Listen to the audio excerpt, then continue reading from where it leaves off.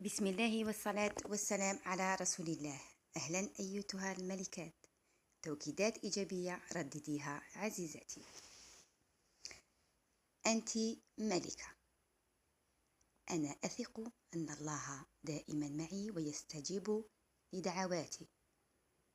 الله العلي العظيم ينصرني، يوفقني، يرشدني، يهديني. طاقتي إيجابية مليئة بالحب، أجذب لحياتي كل الأمور التي أحبها. حياتي جميلة، تحتوي الحب والراحة والتسامح والامتنان. أهدافي أحققها، نعم، أحقق أهدافي بكل سهولة ويسر بفضل الله تعالى. أنعم بحب نفسي وحب الآخرين بفضل الله تعالى. أنت سعيدة مرحة، نعم، أنا سعيدة مرحة وأستمتع بالسعادة. أنت رائعة، أنت مبدعة، أنت طموحة ومتفائلة دائما. أعمل كل شيء بحب وسعادة وفخر. أعيش في سلام بفضل الله. أواجه كل المشاكل والتحديات والصعوبات بشجاعة وحكمة وأتغلب عليها. ببساطة أنا ناجحة. أثق أن الله يوجهني. أثق في قدراتي. أثق في قدراتي. أنا ناجحة. أنا جميلة. أنا سعيدة. أنا سعيدة وأنشر السعادة أينما حللت. سعادتي تنبع من داخلي. أنا فخورة بنجاحاتي. أنا فخورة بحياتي. أنا سعيدة وأنشر السعادة والسلام أينما حللت. كوني سعيدة. أنت سعيدة. حياتي جميلة وأستمتع بالحياة. عزيزتي الملكة، كوني كهذه الأشجار. نعم، كوني كهذه الأشجار، فالأشجار تأخذها الريح شمالا وجنوبا وشرقا وغربا، ولكنها واقفة صامدة في وجه كل شيء، وتنمو وتزهر وتثمر. كوني مفعمة بالحياة.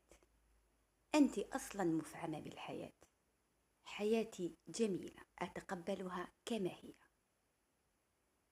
أبدأ بنفسي، أغير من نفسي للأحسن للأفضل. أبدأ بنفسي، أطور من لغتي، من قدراتي. أتعلم لغات جديدة، أتعلم هوايات جديدة. أثقف من نفسي. ببساطة أصنع من نفسي شخصا أفضل. أتقبل الانتقاد بكل يسر وبكل سعادة. أجعل الانتقاد نقطة انطلاق لتحسين مستواي، لتحسين ثقتي ونفسي للأفضل. حياتي جميلة، تحتوي الحب والراحة والتسامح والامتنان. أحقق أهدافي بكل سهولة ويسر بفضل الله تعالى. أنا أنعم بحب النفس وحب الآخرين بفضل الله. أنا سعيدة ومرحة وأستمتع بالحياة. سعادتي تنبع من داخلي. أنشر السعادة والسلام أينما حللت. أنا طموحة ومتفائلة دائما. أنا مبدعة. الآن حبيباتي، هادو كانوا توكيدات إيجابية ردديها في حياتك اليومية لتقوية الشخصية وتحقيق الأهداف. إن شاء الله حبيباتي، بعد هذا الفيديو، بعد هذا يعني بعد توكيدات، كاين وصفة خبز سهل في دقائق، ووصفة جواز بسباس. هنا هنا حبيباتي استعملت كمية من الفارينة، مغرفة السكر، مغرفة خميرة الخبز، والملح اللي راهو بجهة. يعني هذا الخبز ما ينعجن ما والو. هذا خبز تاع من جهة الغرب، يعني تعلمتو تمك، هما علموه لي ناس الغرب. نوجه لهم تحية.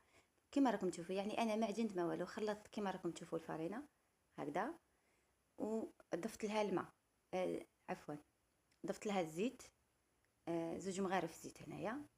هذا مكان البنات نخلط دوكا مليح ونلمها بالماء، ما نعجنها ما والو، تلميها جوست بالماء تتماسك، تغطيها وتخليها تخمر. هنا مرينا الجواز، درت جواز بسباس. دوك شوفوا الطريقه اللي درتها، يعني طريقه تاع بكري يعني عاديه. هنا حبه بصل كبيره سكرفشتها، وقطع من الدجاج اللي عندك يعني، نقليهم مليح فوق النار، يعني نقليهم مليح. انا الدجاج راهم كونجلي هنايا، لهذا خدالي شويه وقت في التقليه. قليت مليح ونضيف حميصه مشمخه. هنا حميصه مشمخه تاعي انا طيبه. اللي ما راهيش طايبه الحميصه تاعو، يا يغليها قبل في جهه، يغليها وحدها ومن بعد يضيفها، سينو يديرها من الاول. هذا مكان تقلي مليح القدره تاعك، يعني تقليها مليح. هنا نضيف، هنا بعد ما شتها زدت قلبت عده مرات، بعد ما شتها تقلات، ضفت الملح، الفلفل الاسود، الكركم والسكنجبير، وضفت المعدنوس. هنا اللي عنده القرفة يضيف كمية قليلة من القرفة، يعني قرفة صغيرة. شوفوا هذا الكركم، الملح، الفلفل الكحل، هذا وش استعملت. ودرت لها الملح والمعدنوس. اللي تحب تضيف كإضافة خفيفة تضيف القرفة غبرة قرصة، ما كانش عندي أنا في الحقيقة ما ضفتهاش. ونخلي الدجاج تاعي يتقلى سريعا، يعني بالخف. نقليه مليح، نعاود نقليه مليح حتى تدخل هاد التتبيله تدخل كامل في الدجاج. هنا تكوني سيدتي موجده الماء سخون، يعني من جهه تكوني موجده الماء سخون باش تمرقي بالماء سخون كما راكم تشوفوا. نقلي فيه مليح. هنا جا فقط الماء راح جا وقف وليدي قدامي قال لي ماما راني جاع. قلت له يا خا مازال ما طابش. من الخل عادلت الماء ما خليتلوش مي باسخن. المهم انا ضفت الماء، كان دافي برك ما كانش سخون يعني يغلي كيما مولفه نضيف الماء سخون، ولكن جابني في الحقيقه. هذا مكان دوكا نغلي القدره ونخليها طيب في غردها. اولا غير تغلي القدره تاعي انا نكون مقطعه البطاطا والبسباس. دوك تشوفوا هنايا البسباس تاعي بعد ما نظفته قطعته على 4، والبطاطا تاني قطعت 2 حبات بطاطا على 4. بعد ما غلى نضيف البسباس والبطاطا. دوكا نغرق عليهم ونخليهم يغلوا غليه ونقص لها طيب ابتيفو. هذا مكان ما نزيد نضيف لها حتى اضافه. كي قريب يطيب، كي قريب يطيب وما يتشرب شويه المرقه تاعو نضيف له شويه معدنوس من الفوق. هذا مكان.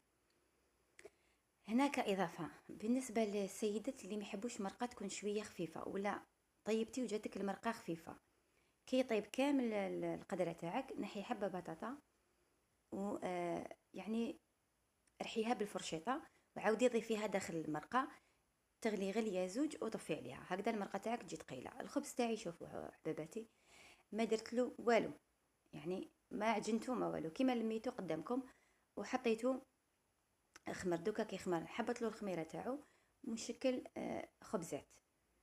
شوفوا هنا الخبزات شكلت 2 خبزات مدورين وخبزه بالطول. علاش؟ باش ما نزيدش ندير 3 سنيوات واحد اخرين، ولا نزيد ندير سنيوه واحده اخرى، باسكو انا حليتهم بزاف رقاق وشفتوها كيفاش رقاق في السنيوه.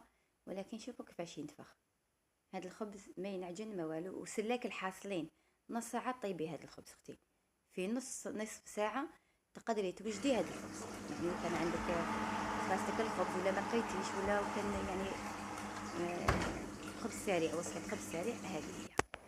وهذا هو جوازنا. شوفوا حباباتي بعد ما طاب درت معاه شلاضه وقليت الحار وبصحتكم. وهاو الخبز تاعنا شوفوا يعني كيفاش جا، ولا غير خفيف وهايل يعني ما شاء الله.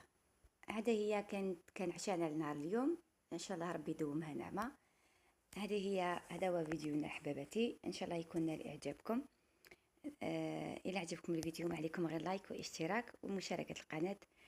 وشكرا لكم أصدقائي، دمتم أوفياء، إلى اللقاء.